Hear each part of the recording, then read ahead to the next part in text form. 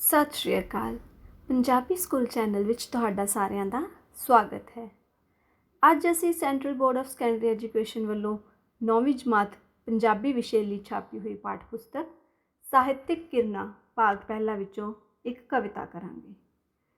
ਇਹ ਕਵਿਤਾ ਇੱਕ ਸ਼ਬਦ ਹੈ ਜਿਸ ਦਾ ਕਿ ਸਿਰਲੇਖ ਹੈ ਸਿਮਲ ਰੁੱਖ ਸਰਾਇਰਾ ਅਤੇ ਇਸ ਦੇ ਕਵੀ ਜਾਂ ਰਚੈਤਾ ਹਨ ਸ਼੍ਰੀ ਗੁਰੂ ਨਾਨਕ ਦੇਵ ਜੀ।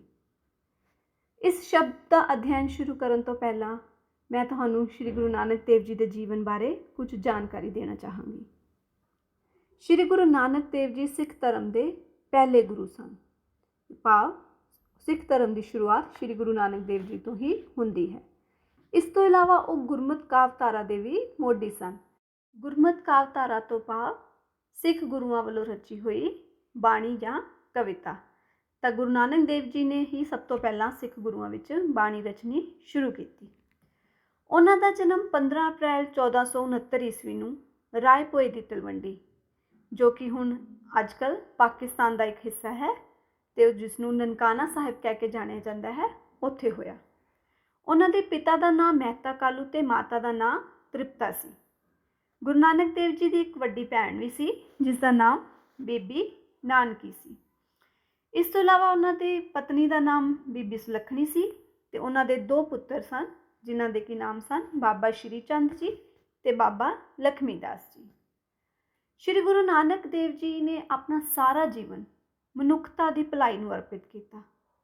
ਉਹ ਸਾਰੀ ਉਮਰ ਦੁਨੀਆ ਨੂੰ ਇਸ ਅਗਿਆਨਤਾ ਦੇ ਹਨੇਰੇ ਵਿੱਚੋਂ ਕੱਢਣ ਵਾਸਤੇ ਪ੍ਰਚਾਰ ਕਰਦੇ ਰਹੇ।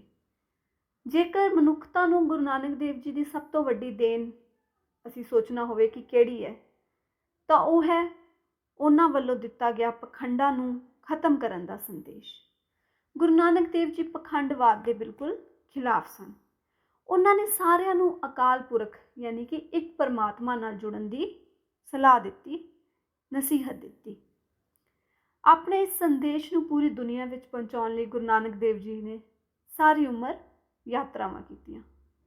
ਉਹਨਾਂ ਨੇ 4 ਉਦਾਸੀਆਂ ਕੀਤੀਆਂ ਜਿਸ ਵਿੱਚ ਕਿ ਉਹ ਦੁਨੀਆ ਦੇ ਕਈ ਹਿੱਸਿਆਂ ਵਿੱਚ ਗਏ। ਉਹ ਮੱਕੇ, ਬਗਦਾਦ, ਅਫਗਾਨਿਸਤਾਨ, ਸ਼੍ਰੀਲੰਕਾ ਅਤੇ ਹੋਰ ਵੀ ਕਈ ਦੇਸ਼ਾਂ ਵਿੱਚ ਗਏ।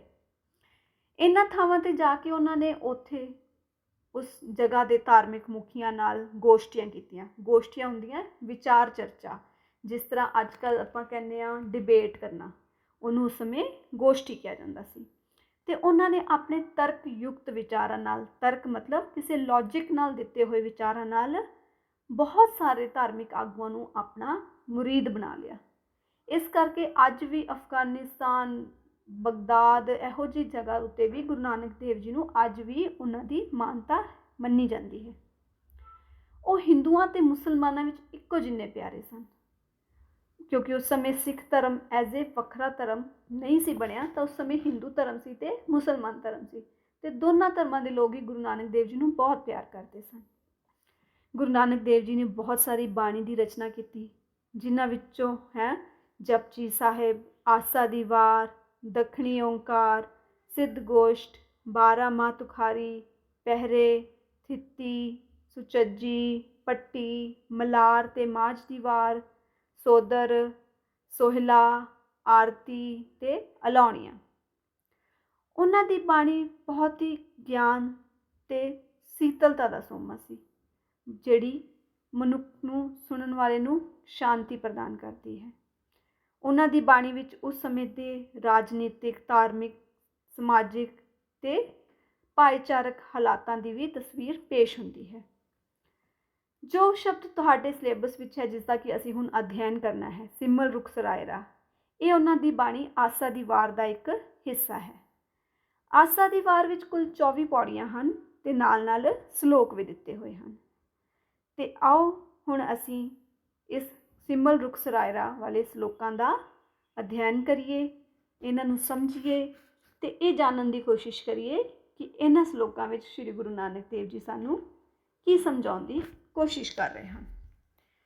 ਸਿਮਲ ਰੁੱਖ ਸਰਾਇਰਾ, ਜਿਵੇਂ ਕਿ ਮੈਂ ਤੁਹਾਨੂੰ ਪਹਿਲਾਂ ਹੀ ਦੱਸ ਦਿੱਤਾ ਹੈ, ਗੁਰੂ ਨਾਨਕ ਦੇਵ ਜੀ ਦੀ ਬਾਣੀ ਆਸਾ ਦੀ ਵਾਰ ਵਿੱਚੋਂ ਲਏ ਗਏ ਹਨ। ਇਹਨਾਂ ਸਲੋਕਾਂ ਵਿੱਚ ਸ਼੍ਰੀ ਗੁਰੂ ਨਾਨਕ ਦੇਵ ਜੀ ਨਿਮਰਤਾ ਅਤੇ ਦੂਸਰਿਆਂ ਦੇ ਕੰਮ ਆਉਣ ਨੂੰ ਸਭ ਤੋਂ ਵੱਡਾ ਗੁਣ ਮੰਨਦੇ ਹਨ। ਹੰਕਾਰ ਨੂੰ ਮਨੁੱਖ ਦੀ ਸਭ ਤੋਂ ਵੱਡੀ ਕਮੀ ਮੰਨਦੇ ਹਨ ਤੇ ਨਾਲ ਹੀ ਉਹ ਨਿਮਰਤਾ ਦੇ ਦੋ ਰੂਪਾਂ ਦੀ ਵੀ ਗੱਲ ਕਰਦੇ ਹਨ। ਇੱਕ ਬੰਦਾ ਉਹ ਹੁੰਦਾ ਹੈ ਜਿਹੜਾ ਆਪਣੇ ਨਿੱਜੀ ਫਾਇਦੇ ਲਈ ਨਿਮਰ ਹੁੰਦਾ ਹੈ ਕਿ ਆਪਣੇ ਲਾਲਚ ਵਾਸਤੇ ਜਾਂ ਆਪਣੇ ਕਿਸੇ ਫਾਇਦੇ ਵਾਸਤੇ, ਤੇ ਦੂਜਾ ਮਨੁੱਖ ਉਹ ਹੁੰਦਾ ਹੈ ਜਿਹੜਾ ਦੂਸਰਿਆਂ ਦੇ ਭਲੇ ਵਾਸਤੇ ਨਿਮਰ ਹੁੰਦਾ ਹੈ। ਤਾਂ ਇਹਨਾਂ ਦੋਹਾਂ ਮਨੁੱਖਾਂ ਵਿੱਚ ਜ਼ਮੀਨ ਆਸਮਾਨ ਦਾ ਫਰਕ ਹੈ, ਭਾਵੇਂ ਨਿਮਰ ਦੋਨੋਂ ਹੀ ਹੋ ਰਹੇ ਹਨ। ਤਾਂ ਆਓ ਅਸੀਂ ਵੇਖੀਏ, ਪੜ੍ਹੀਏ ਤੇ ਸਮਝਣ ਦੀ ਕੋਸ਼ਿਸ਼ ਕਰੀਏ ਕਿ ਕਿਸ ਤਰ੍ਹਾਂ ਦੀ ਨਿਮਰਤਾ ਸਾਨੂੰ ਅਪਣਾਉਣੀ ਚਾਹੀਦੀ ਹੈ। ਤਾਂ ਹੁਣ ਸ਼ਬਦ ਦਾ ਅਧਿਐਨ ਸ਼ੁਰੂ ਕਰਨ ਲੱਗੀ ਹਾਂ। ਸਿਮਲ ਰੁਖ ਸਰਾਇਰਾ ਅਤ ਧੀਰਗ ਅਤ ਮੁੱਚ। ਤਾਂ ਸ਼੍ਰੀ ਗੁਰੂ ਨਾਨਕ ਦੇਵ ਜੀ ਕਹਿੰਦੇ ਨੇ ਸਿਮਲ ਦਾ ਜੋ ਰੁੱਖ ਹੁੰਦਾ ਹੈ ਉਹ ਅਤ ਧੀਰਗ ਅਤ ਮੁੱਚ। ਸਰਾਇਰਾ, ਸਿਮਲ ਦਾ ਰੁੱਖ, ਸਰਾਇਰਾ ਮਤਲਬ ਬਿਲਕੁਲ ਸਿੱਧਾ ਹੁੰਦਾ ਹੈ, ਅਤ ਮਤਲਬ ਬਹੁਤ ਜ਼ਿਆਦਾ, ਧੀਰਗ ਮਤਲਬ ਲੰਮਾ, ਉੱਚਾ, ਵੱਡਾ, ਅਤ ਬਹੁਤ ਜ਼ਿਆਦਾ, ਮੁੱਚ ਮੋਟਾ। ਤਾਂ ਸਿਮਲ ਦੇ ਰੁੱਖ ਦੀ ਦਿੱਖ ਇੱਥੇ ਗੁਰੂ ਨਾਨਕ ਦੇਵ ਜੀ ਦੱਸ ਰਹੇ ਹਨ ਸਾਨੂੰ ਕਿ ਸਿਮਲ ਦਾ ਰੁੱਖ ਬਹੁਤ ਲੰਬਾ, ਸਿੱਧਾ ਤੇ ਮੋਟਾ ਹੁੰਦਾ ਹੈ। ਉਹ ਜੇ ਆਵੇ ਆਸ ਕਰ ਜਾਏ ਨਿਰਾਸੇ ਕਿਤ। ਹੁਣ ਜਿਹੜਾ ਇੰਨਾ ਲੰਮਾ, ਉੱਚਾ, ਸਿੱਧਾ ਰੁੱਖ ਹੈ, ਹਰ ਕੋਈ ਸੋਚੇਗਾ ਨਾ ਕਿ ਉਹ ਮਨੁੱਖਾਂ ਦੇ ਕੰਮ ਆਉਂਦਾ ਹੋਊਗਾ, ਪਸ਼ੂ ਪੰਛੀਆਂ ਦੇ ਕੰਮ ਆਉਂਦਾ ਹੋਊਗਾ, ਪਰ ਸਿਮਲ ਰੁੱਖ ਤਾਂ ਇਹੋ ਜਿਹਾ ਹੈ ਨਹੀਂ। ਸਿਮਲ ਰੁੱਖ ਕਿਵੇਂ ਦਾ ਹੈ? ਉਹ ਜੇ ਆਵੇ ਆਸ ਕਰ ਜਾਏ ਨਿਰਾਸੇ ਕਿਤ। ਸਿਮਲ ਰੁੱਖ ਕੋਲ ਕੋਈ ਵੀ ਜੋ ਆਸ ਲੈ ਕੇ ਆਉਂਦਾ ਹੈ, ਉਮੀਦ ਲੈ ਕੇ ਆਉਂਦਾ ਹੈ, ਚਾਹੇ ਉਹ ਕੋਈ ਜੀਵ ਹੋਵੇ, ਮਨੁੱਖ ਹੋਵੇ ਜਾਂ ਕੋਈ ਪੰਛੀ ਹੋਵੇ। ਜਾਏ ਨਿਰਾਸੇ ਕਿਤ, ਉਹ ਨਿਰਾਸ਼ ਹੋ ਕੇ ਹੀ ਉਸ ਕੋਲੋਂ ਵਾਪਸ ਜਾਂਦਾ ਹੈ। ਨਿਰਾਸ਼ੇ ਮਤਲਬ ਨਿਰਾਸ਼ ਹੋ ਕੇ, ਉਦਾਸ ਹੋ ਕੇ ਖਾਲੀ ਹੱਥ ਹੀ ਵਾਪਸ ਜਾਂਦਾ ਹੈ। ਤੇ ਉਹ ਖਾਲੀ ਹੱਥ ਵਾਪਸ ਕਿਉਂ ਜਾਂਦਾ ਹੈ? ਕਿਉਂਕਿ ਫਲ ਫਿੱਕੇ ਫੁੱਲ ਬਕ ਬਕੇ ਕੰਮ ਨਾ ਆਵੇ ਪਤ। ਹੁਣ ਸਿਮਲ ਦਾ ਜੋ ਰੁੱਖ ਹੁੰਦਾ ਹੈ ਉਸਦੇ ਫਲ ਫਿੱਕੇ ਹੁੰਦੇ ਹਨ, ਉਹਨਾਂ ਵਿੱਚ ਕੋਈ ਸਵਾਦ ਨਹੀਂ ਹੁੰਦਾ। ਫੁੱਲ ਬਕ ਬਕੇ ਹੁੰਦੇ ਨੇ, ਬਕ ਬਕੇ ਬੇਸਵਾਦੇ, ਜੇ ਗੰਦਾ ਜਿਹਾ ਸਵਾਦ ਹੁੰਦਾ ਜਿਵੇਂ। ਤੇ ਕੰਮ ਨਾ ਆਵੇ ਪੱਤ, ਪੱਤ ਮਤਲਬ ਪੱਤੇ, ਤੇ ਉਸਦੇ ਪੱਤੇ ਵੀ ਕਿਸੇ ਕੰਮ ਨਹੀਂ ਆਉਂਦੇ। ਹੁਣ ਜਿਵੇਂ ਨਿੰਮ ਦਾ ਰੁੱਖ ਹੈ, ਭਾਵੇਂ ਹੁੰਦਾ ਤਾਂ ਉਹ ਵੀ ਕੌੜਾ ਹੈ, ਪਰ ਉਸਦੇ ਪੱਤਿਆਂ ਤੋਂ, ਉਸਦੇ ਫੁੱਲਾਂ ਤੋਂ, ਉਸਦੇ ਬੀਜਾਂ ਤੋਂ, ਜਿਨ੍ਹਾਂ ਕਿ ਫਲਾਂ ਤੋਂ ਕਿੰਨਾ ਕੁਛ ਬਣਦਾ ਹੈ, ਕਿੰਨੀਆਂ ਦਵਾਈਆਂ ਬਣਦੀਆਂ ਨੇ। ਪਰ ਸਿਮਲ ਦੇ ਤਾਂ ਪੱਤੇ ਤੱਕ ਵੀ ਕੰਮ ਨਹੀਂ ਆਉਂਦੇ, ਨਾ ਉਸਦੇ ਫਲ ਕੰਮ ਆਉਂਦੇ ਨੇ, ਨਾ ਫੁੱਲ ਕੰਮ ਆਉਂਦੇ ਨੇ, ਨਾ ਪੱਤੇ ਕੰਮ ਆਉਂਦੇ ਨੇ। ਮਿੱਠਤ ਨੀਵੀਂ ਨਾਨਕਾ ਗੁਣ ਚੰਗਿਆਈਆਂ ਤਤ। ਤਾਂ ਹੁਣ ਗੁਰੂ ਨਾਨਕ ਦੇਵ ਜੀ ਕਹਿੰਦੇ ਨੇ ਮਿੱਠਤ ਨੀਵੀਂ ਨਾਨਕਾ, ਨੀਵੇਂ ਹੋ ਕੇ ਰਹਿਣਾ, ਨਿਮਰਤਾ ਧਾਰਨ ਕਰਨੀ ਹੀ ਸਭ ਤੋਂ ਵੱਡਾ ਮਿੱਠਾ ਗੁਣ ਹੈ।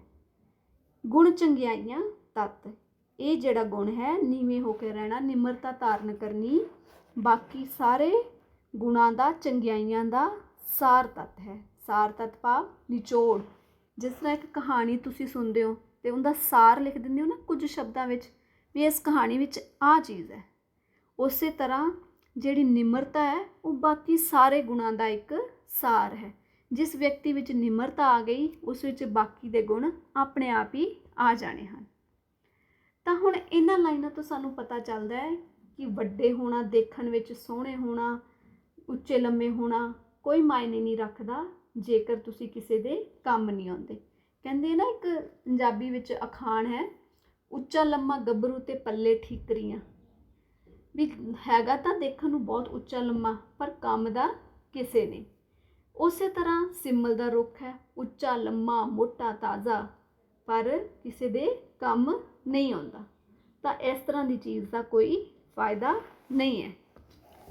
ਹੁਣ ਜੋ ਅਗਲਾ ਸ਼ਲੋਕ ਹੈ ਉਸ ਵਿੱਚ ਗੁਰੂ ਨਾਨਕ ਦੇਵ ਜੀ ਸਾਨੂੰ ਨਿਮਰਤਾ ਦੇ ਵੀ ਦੋ ਕਿਸਮਾਂ ਦੀ ਗੱਲ ਕਰ ਰਹੇ ਹਨ ਕਿ ਲੋਕ ਕਿਸ ਕਿਸ ਤਰ੍ਹਾਂ ਦੇ ਹੁੰਦੇ ਹਨ ਜੋ ਨਿਮਰ ਹੁੰਦੇ ਹਨ। ਆਓ ਪੜ੍ਹੀਏ। ਸਭ ਕੋ ਨੀਵੇਂ ਆਪ ਕੋ, ਪਰ ਕੋ ਨੀਵੇਂ ਨਾ ਕੋਏ। ਸਭ ਕੋ ਮਤਲਬ ਹਰ ਕੋਈ, ਸਾਰੇ ਹੀ ਨੀਵੇਂ ਨਿਮਦੇ ਹਨ, ਨੀਵੇਂ ਹੁੰਦੇ ਹਨ। ਆਪ ਕੋ ਆਪਣੇ ਲਈ, ਪਰ ਕੋ ਨੀਵੇਂ ਨਾ ਕੋਈ। ਪਰ ਕੋ ਮਤਲਬ ਦੂਸਰਿਆਂ ਲਈ, ਪਰਾਇਆਂ ਲਈ। ਨੀਵੇਂ ਨਾ ਕੋਈ, ਕੋਈ ਵੀ ਨੀਵਾਂ ਨਹੀਂ ਹੁੰਦਾ। ਤਾਂ ਇੱਥੇ ਗੁਰੂ ਨਾਨਕ ਦੇਵ ਜੀ ਕਹਿੰਦੇ ਨੇ ਕਿ ਆਪਣੇ ਲਾਲਚ ਲਈ, ਆਪਣੇ ਫਾਇਦੇ ਲਈ, ਆਪਣੇ ਕਿਸੇ ਕੰਮ ਨੂੰ ਕੱਢਣ ਲਈ ਤਾਂ ਸਾਰੇ ਹੀ ਨੀਵੇਂ ਹੋ ਜਾਂਦੇ ਹਨ। ਕਿਸੇ ਨੂੰ ਵੀ ਲੱਗਦਾ ਹੋਵੇ ਕਿ ਮੈਨੂੰ ਕਿਸੇ ਚੀਜ਼ 'ਚ ਫਾਇਦਾ ਹੈ, ਇਸ ਤਰ੍ਹਾਂ ਨੀਵੇਂ ਹੋ ਕੇ ਕੁਝ ਕੰਮ ਮੈਂ ਆਪਣਾ ਕੱਢ ਸਕਦਾ, ਤਾਂ ਉਹ ਨੀਵਾਂ ਹੋ ਜਾਂਦਾ ਹੈ। ਪਰ ਇਸ ਤਰ੍ਹਾਂ ਦੇ ਮਨੁੱਖ ਬਹੁਤ ਘੱਟ ਹੁੰਦੇ ਹਨ ਜਿਹੜੇ ਦੂਸਰਿਆਂ ਦੇ ਲਈ ਨੀਵੇਂ ਹੁੰਦੇ ਹਨ। ਧਰ ਤਰਾਜੂ ਤੋਲੀਏ ਨਿਵੇਂ ਸੋ ਗੌਰਾ ਹੋਏ। ਗੁਰੂ ਜੀ ਕਹਿੰਦੇ ਨੇ ਜੇ ਅਸੀਂ ਇੱਕ ਤਰਾਜੂ ਮਤਲਬ ਤੱਕੜੀ ਵਿੱਚ ਵੀ ਤੋਲੀਏ ਤਾਂ ਤੱਕੜੀ ਦਾ ਕਿਹੜਾ ਪਾਸਾ ਨੀਵਾਂ ਹੁੰਦਾ ਹੈ? ਜਿਹੜਾ ਭਾਰਾ ਹੁੰਦਾ ਹੈ। ਜਿਹੜਾ ਪਾਸਾ ਖਾਲੀ ਹੋਏਗਾ, ਘੱਟ ਭਾਰਾ ਹੋਏਗਾ, ਉਹ ਤਾਂ ਉੱਚਾ ਰਹੇਗਾ।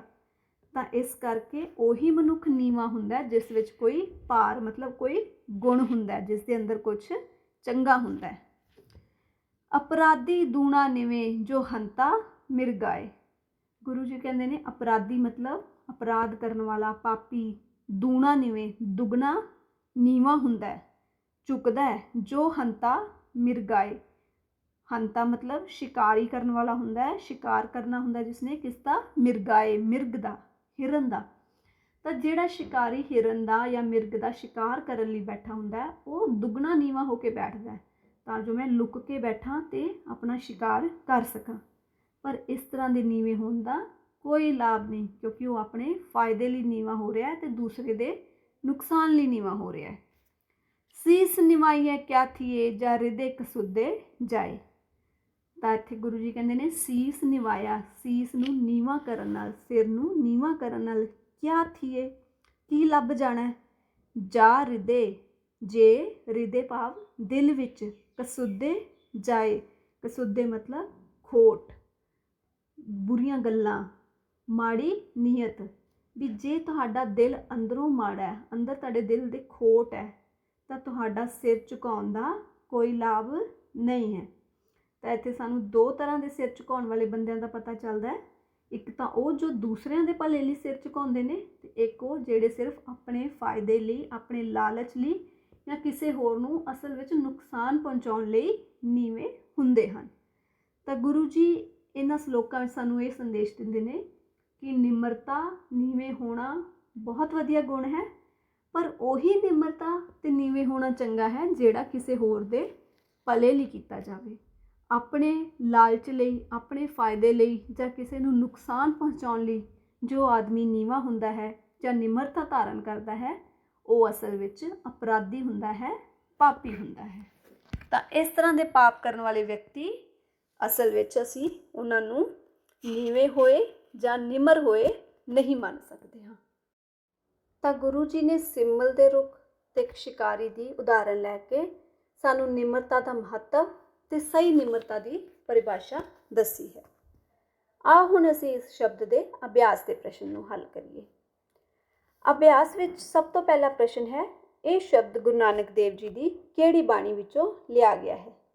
ਤਾਂ ਮੈਂ ਤੁਹਾਨੂੰ ਪਹਿਲਾਂ ਵੀ ਦੱਸ ਚੁੱਕੀ ਹਾਂ ਕਿ ਇਹ ਸ਼ਬਦ ਗੁਰੂ ਨਾਨਕ ਦੇਵ ਜੀ ਦੀ ਬਾਣੀ ਆਸਾ ਦੀ ਵਾਰ ਵਿੱਚੋਂ ਲਿਆ ਗਿਆ ਹੈ। ਅਗਲਾ ਪ੍ਰਸ਼ਨ ਹੈ, ਸਿੰਮਲ ਦਾ ਰੁੱਖ ਕਿਹੋ ਜਿਹਾ ਹੁੰਦਾ ਹੈ? ਤਾਂ ਇਸ ਦਾ ਉੱਤਰ ਹੈ, ਸਿੰਮਲ ਦਾ ਰੁੱਖ ਬਹੁਤ ਲੰਬਾ, ਉੱਚਾ, ਮੋਟਾ ਤੇ ਬਿਲਕੁਲ ਸਿੱਧਾ ਹੁੰਦਾ ਹੈ। ਅਗਲਾ ਪ੍ਰਸ਼ਨ ਹੈ, ਮਨੁੱਖ ਲਈ ਸਭ ਤੋਂ ਚੰਗਾ ਗੁਣ ਕਿਹੜਾ ਹੈ? ਤਾਂ ਇਸ ਦਾ ਉੱਤਰ ਹੈ, ਮਨੁੱਖ ਲਈ ਸਭ ਤੋਂ ਚੰਗਾ ਗੁਣ ਹੈ ਨਿਮਰਤਾ ਨੂੰ ਧਾਰਨ ਕਰਨਾ। ਚੌਥਾ ਪ੍ਰਸ਼ਨ ਹੈ, ਨਿਵ ਕੇ ਰਹਿਣ ਤੋਂ ਕੀ ਭਾਵ ਹੈ? ਤਾਂ ਨਿਵ ਕੇ ਰਹਿਣ ਤੋਂ ਭਾਵ ਹੈ ਸੁਭਾਅ ਵਿੱਚ ਨਿਮਰਤਾ ਤੇ ਨਰਮੀ ਲੈ ਕੇ ਆਉਣੀ ਤੇ ਕਿਸੇ ਲਈ ਕੋਈ ਬੁਰੀ ਭਾਵਨਾ ਨਾ ਰੱਖਣੀ। ਤੇ ਆਖਰੀ ਪ੍ਰਸ਼ਨ ਹੈ, ਸ਼ਿਕਾਰੀ ਕਿਸ ਤਰ੍ਹਾਂ ਸ਼ਿਕਾਰ ਕਰਦਾ ਹੈ? ਤਾਂ ਇਸ ਦਾ ਉੱਤਰ ਹੈ, ਸ਼ਿਕਾਰੀ ਸ਼ਿਕਾਰ ਕਰਨ ਵੇਲੇ ਬਹੁਤ ਜ਼ਿਆਦਾ ਝੁਕ ਜਾਂਦਾ ਹੈ। ਉਹ ਇੰਨਾ ਝੁਕ ਜਾਂਦਾ ਹੈ ਕਿ ਉਸ ਦਾ ਸਰੀਰ ਬਿਲਕੁਲ ਥੱਲੇ ਹੋ ਜਾਂਦਾ ਹੈ। ਅਗਲਾ ਪ੍ਰਸ਼ਨ ਹੈ, ਹੇਠ ਲਿਖੀਆਂ ਕਾਵਿ ਸਤਰਾਂ ਪੜ੍ਹ ਕੇ ਪੁੱਛੇ ਗਏ ਪ੍ਰਸ਼ਨਾਂ ਦੇ ਉੱਤਰ ਦਿਓ।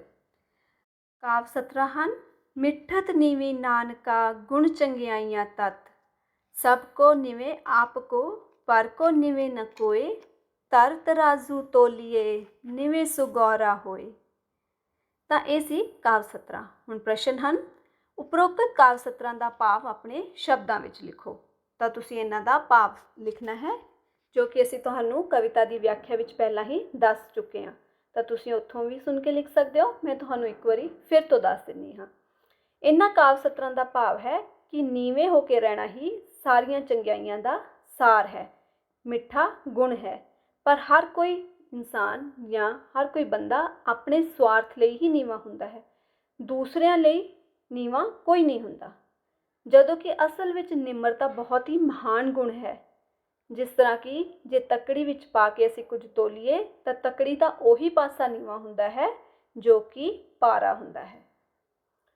ਅਗਲਾ ਪ੍ਰਸ਼ਨ ਹੈ, ਨਿਵ ਕੇ ਰਹਿਣ ਨੂੰ ਗੁਰੂ ਨਾਨਕ ਦੇਵ ਜੀ ਨੇ ਕੀ ਕਿਹਾ ਹੈ? ਤਾਂ ਇਸ ਦਾ ਉੱਤਰ ਹੈ, ਨਿਵ ਕੇ ਰਹਿਣ ਨੂੰ ਗੁਰੂ ਜੀ ਨੇ ਮਿੱਠਾ ਅਤੇ ਸਾਰੀਆਂ ਚੰਗਿਆਈਆਂ ਦਾ, ਸਾਰੇ ਗੁਣਾਂ ਦਾ ਸਾਰ ਕਿਹਾ ਹੈ। ਅਗਲਾ ਪ੍ਰਸ਼ਨ ਹੈ, ਉਪਰੋਕਤ ਸ਼ਬਦ ਕਿਹੜੀ ਬਾਣੀ ਵਿੱਚੋਂ ਲਿਆ ਗਿਆ ਹੈ? ਤਾਂ ਉਪਰੋਕਤ ਸ਼ਬਦ ਆਸਾ ਦੀ ਵਾਰ ਵਿੱਚੋਂ ਲਿਆ ਗਿਆ ਹੈ। ਅਗਲਾ ਪ੍ਰਸ਼ਨ ਹੈ, ਹੇਠ ਲਿਖੀਆਂ ਕਾਵ ਸਤਰਾਂ ਦੀ ਪ੍ਰਸੰਗ ਸਹਿਤ ਵਿਆਖਿਆ ਕਰੋ।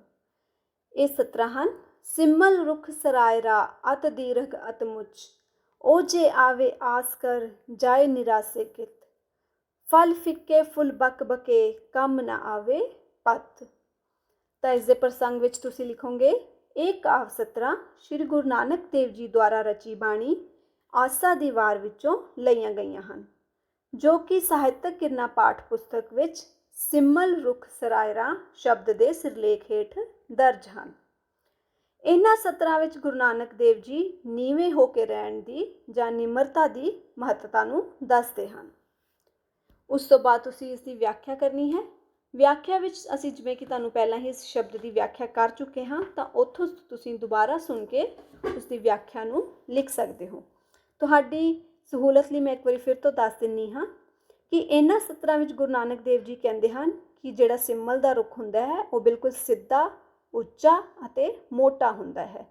ਉਸ ਕੋਲ ਜੋ ਵੀ ਆਸ ਲੈ ਕੇ ਆਉਂਦਾ ਹੈ ਉਹ ਖਾਲੀ ਹੱਥ ਹੀ ਵਾਪਸ ਜਾਂਦਾ ਹੈ, ਕਿਉਂਕਿ ਸਿਮਲ ਦੇ ਰੁੱਖ ਦੇ ਫਲ ਫਿੱਕੇ ਹੁੰਦੇ ਹਨ, ਫੁੱਲ ਬਕਬਕੇ ਹੁੰਦੇ ਹਨ ਅਤੇ ਉਸਦੇ ਪੱਤੇ ਵੀ ਕਿਸੇ ਕੰਮ ਨਹੀਂ ਆਉਂਦੇ ਹਨ। ਇਸ ਤੋਂ ਬਾਅਦ ਪਾਠ ਦੇ ਆਧਾਰ 'ਤੇ ਕੁਝ ਛੋਟੇ ਪ੍ਰਸ਼ਨ ਹਨ, ਜਿਵੇਂ ਕਿ ਸਹੀ ਗਲਤ, ਖਾਲੀ ਸਥਾਨ ਆਦਿ। ਇਸ ਕਿਤਾਬ ਵਿੱਚ ਗੁਰੂ ਨਾਨਕ ਦੇਵ ਜੀ ਦੇ 2 ਸ਼ਬਦ ਦਰਜ ਹਨ, ਜਿਨ੍ਹਾਂ ਵਿੱਚੋਂ ਕਿ ਹੁਣ ਤੁਹਾਡੇ ਸਿਲੇਬਸ ਵਿੱਚ ਸਿਰਫ ਇੱਕ ਸ਼ਬਦ ਹੈ, ਅਤੇ ਇਹ ਛੋਟੇ ਪ੍ਰਸ਼ਨ ਦੋਨਾਂ ਸ਼ਬਦਾਂ ਦੇ ਵਿੱਚੋਂ ਦਿੱਤੇ ਗਏ ਹਨ।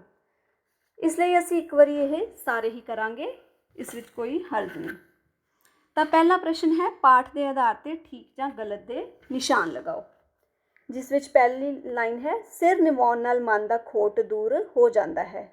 ਇਹ ਲਾਈਨ ਬਿਲਕੁਲ ਗਲਤ ਹੈ। ਸਿਰ ਨਿਵਾਉਣ ਨਾਲ ਮਨ ਦਾ ਖੋਟ ਦੂਰ ਨਹੀਂ ਹੁੰਦਾ, ਬਲਕਿ ਮਨ ਸਾਫ਼ ਕਰਨ ਨਾਲ ਮਨ ਦਾ ਖੋਟ ਦੂਰ ਹੁੰਦਾ ਹੈ। ਅਗਲੀ ਹੈ, ਪਰਮਾਤਮਾ ਵਿਆਪਕ ਤੇ ਸਥਾਈ ਰਹਿਣ ਵਾਲਾ ਹੈ। ਇਹ ਲਾਈਨ ਬਿਲਕੁਲ ਸਹੀ ਹੈ। ਅੱਗੇ ਹੈ, ਪਰਮਾਤਮਾ ਦੀ ਉਸਤਤ ਕਰਨ ਵਾਲਾ ਤਰ ਜਾਂਦਾ ਹੈ। ਬਿਲਕੁਲ ਸਹੀ ਹੈ।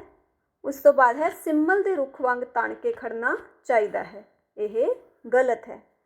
ਤੇ ਆਖਰੀ ਹੈ, ਆਤਮਿਕ ਸੁੱਖ ਨਾਲ ਦੁੱਖ ਖਤਮ ਹੋ ਜਾਂਦਾ ਹੈ। ਇਹ ਬਿਲਕੁਲ ਸਹੀ ਹੈ। ਇਸ ਤੋਂ ਬਾਅਦ ਅੱਗੇ ਹੈ, ਖਾਲੀ ਸਥਾਨ ਭਰੋ, ਜਿਸ ਵਿੱਚ ਕਿ 5 ਤੁਹਾਨੂੰ ਖਾਲੀ ਸਥਾਨ ਦਿੱਤੇ ਗਏ ਹਨ। ਪਹਿਲਾ ਹੈ, ਡੈਸ਼ ਦਾ ਰੁੱਖ ਕੱਦ ਵਿੱਚ ਬਹੁਤ ਵੱਡਾ ਹੁੰਦਾ ਹੈ। ਤਾਂ ਇਸ ਦਾ ਉੱਤਰ ਆਵੇਗਾ ਸਿਮਲ ਦਾ ਰੁੱਖ। ਉਸ ਤੋਂ ਬਾਅਦ ਅਗਲਾ ਹੈ, ਨੀਵਾਂ ਹੋ ਕੇ ਰਹਿਣਾ ਚੰਗਾ ਡੈਸ਼ ਹੈ। ਇਸ ਵਿੱਚ ਆਏਗਾ ਗੁਣ। ਉਸ ਤੋਂ ਬਾਅਦ ਹੈ, ਗੁਰੂ ਨਾਨਕ ਦੇਵ ਜੀ ਨੇ ਡੈਸ਼ ਹੋਏ ਲੋਕਾਂ ਨੂੰ ਸਿੱਧੇ ਰਾਹ ਪਾਇਆ। ਇਸ ਵਿੱਚ ਆਏਗਾ ਪਟਕੇ। ਫਿਰ ਡੈਸ਼ ਜੀ ਨੂੰ ਗੁਰਗੱਦੀ ਦੀ ਬਖਸ਼ਿਸ਼ ਹੋਈ, ਭਾਈ ਲਹਿਣਾ। ਭਾਈ ਲਹਿਣਾ ਜੀ ਨੂੰ ਗੁਰੂ ਨਾਨਕ ਦੇਵ ਜੀ ਤੋਂ ਬਾਅਦ ਗੁਰਗੱਦੀ ਪ੍ਰਾਪਤ ਹੋਈ ਸੀ। ਤੇ ਆਖਰੀ ਖਾਲੀ ਸਥਾਨ ਹੈ, ਰੱਬ ਦਾ ਬੰਦਾ ਡੈਸ਼ ਨੂੰ ਤਰ ਜਾਂਦਾ ਹੈ। ਇਸ ਵਿੱਚ ਆਏਗਾ ਭਵ ਸਾਗਰ। ਅਗਲਾ ਪ੍ਰਸ਼ਨ ਹੈ, ਜੋੜੇ ਬਣਾਓ, ਜਿਸ ਵਿੱਚ ਕਿ ਤੁਹਾਨੂੰ ਦੋਨੋਂ ਪਾਸੇ 4-4 ਸ਼ਬਦ ਦਿੱਤੇ ਗਏ ਹਨ, ਜਿਨ੍ਹਾਂ ਦਾ ਕਿ ਤੁਸੀਂ ਮਿਲਾਨ ਕਰਨਾ ਹੈ। ਇਸ ਵਿੱਚ ਪਹਿਲਾ ਸ਼ਬਦ ਹੈ ਫੁੱਲ। ਤਾਂ ਫੁੱਲ ਦਾ ਮਿਲਾਨ ਹੋਵੇਗਾ ਬਕਬਕੇ ਨਾਲ। ਚੰਗਿਆਈ ਗੁਣ ਨਾਲ, ਫਲ ਫਿੱਕੇ, ਸਿਮਲ ਰੁੱਖ। ਉਸ ਤੋਂ ਬਾਅਦ ਅੱਗੇ ਹੈ, ਵਿਰੋਧੀ ਸ਼ਬਦ ਲਿਖੋ, ਜਿਸ ਵਿੱਚ ਕਿ ਪਹਿਲਾ ਸ਼ਬਦ ਹੈ ਚੰਗਾ। ਚੰਗਾ ਦਾ ਵਿਰੋਧੀ ਸ਼ਬਦ ਹੋਏਗਾ ਮਾੜਾ। ਤਰਨਾ, ਇਸ ਦਾ ਵਿਰੋਧੀ ਸ਼ਬਦ ਡੁੱਬਣਾ। ਲੰਮਾ, ਇਸ ਦਾ ਵਿਰੋਧੀ ਸ਼ਬਦ ਮਧਰਾ ਜਾਂ ਛੋਟਾ। ਤੇ ਵਸਣਾ, ਇਸ ਦਾ ਵਿਰੋਧੀ ਸ਼ਬਦ ਹੋਏਗਾ ਉੱਜੜਨਾ। ਇਸ ਤੋਂ ਅੱਗੇ ਹਨ ਸਮਾਨ ਅਰਥਕ ਸ਼ਬਦ ਲਿਖੋ। ਜਿਸ ਵਿੱਚ ਕਿ ਤੁਹਾਨੂੰ ਫਿਰ ਤੋਂ 4 ਸ਼ਬਦ ਦਿੱਤੇ ਗਏ ਹਨ। ਪਹਿਲਾ ਸ਼ਬਦ ਹੈ ਗੌਰਾ। ਗੌਰਾ ਦਾ ਭਾਵ ਹੁੰਦਾ ਹੈ ਭਾਰਾ ਜਾਂ ਵਜ਼ਨ ਵਾਲਾ। ਉਸ ਤੋਂ ਬਾਅਦ ਹੈ ਕਸੁੱਦੇ। ਕਸੁੱਦੇ ਭਾਵ ਖੋਟ, ਪਾਪ ਜਾਂ ਬੇਈਮਾਨੀ। ਅਗਲਾ ਸ਼ਬਦ ਹੈ ਤੱਤ। ਤੱਤ ਦਾ ਮਤਲਬ ਹੁੰਦਾ ਹੈ ਸਿੱਟਾ, ਨਿਚੋੜ ਜਾਂ ਸਾਰ। ਤੇ ਆਖਰੀ ਸ਼ਬਦ ਹੈ ਦੀਰਘ। ਦੀਰਘ ਦਾ ਭਾਵ ਹੁੰਦਾ ਹੈ ਵੱਡਾ, ਉੱਚਾ ਜਾਂ ਲੰਮਾ। ਇਸ ਤੋਂ ਬਾਅਦ ਆਖਰੀ ਪ੍ਰਸ਼ਨ ਹੈ ਵਾਕ ਬਣਾਓ। ਇਸ ਵਿੱਚ ਪਹਿਲਾ ਸ਼ਬਦ ਹੈ ਮਿਠਾਸ। ਤਾਂ ਇਸ ਦਾ ਅਸੀਂ ਵਾਕ ਬਣਾ ਸਕਦੇ ਹਾਂ, ਉਸ ਦੇ ਬੋਲਾਂ ਵਿੱਚ ਬਹੁਤ ਮਿਠਾਸ ਹੈ। ਅਗਲਾ ਹੈ ਸੀਸ। ਗੁਰੂ ਅੱਗੇ ਸੀਸ ਝੁਕਾਓ। ਅਗਲਾ ਸ਼ਬਦ ਹੈ ਲੰਮਾ। ਸਿੰਮਲ ਦਾ ਰੁੱਖ ਬਹੁਤ ਲੰਮਾ ਹੈ। ਤੇ ਆਖਰੀ ਸ਼ਬਦ ਹੈ ਸਾਰ। ਪਾਠ ਦਾ ਸਾਰ ਲਿਖੋ। ਤਾਂ ਇਹ ਸੀ ਤੁਹਾਡਾ ਅਭਿਆਸ ਦਾ ਕੰਮ। ਮੈਨੂੰ ਉਮੀਦ ਹੈ ਕਿ ਤੁਹਾਨੂੰ ਇਹ ਸ਼ਬਦ ਸਿੰਮਲ ਰੁੱਖ ਸਰਾਇਰਾ ਪੂਰੀ ਤਰ੍ਹਾਂ ਸਮਝ ਆ ਗਿਆ ਹੈ ਤੇ ਤੁਸੀਂ ਹੁਣ ਇਸ ਦਾ ਅਭਿਆਸ ਵੀ ਹੱਲ ਕਰ ਸਕਦੇ ਹੋ। ਹੁਣ ਅਸੀਂ ਤੁਹਾਡਾ ਅਗਲਾ ਪਾਠ ਲੈ ਕੇ ਬਹੁਤ ਹੀ ਜਲਦੀ ਹਾਜ਼ਰ ਹੋਵਾਂਗੇ। ਉਦੋਂ ਤੱਕ ਪੰਜਾਬੀ ਸਕੂਲ ਚੈਨਲ ਨੂੰ ਲਾਈਕ, ਸਬਸਕ੍ਰਾਈਬ ਤੇ ਸ਼ੇਅਰ ਕਰਨਾ ਨਾ ਭੁੱਲਿਓ। ਰਮਨਦੀਪ ਕੌਰ ਨੂੰ ਦਿਓ ਇਜਾਜ਼ਤ। ਧੰਨਵਾਦ।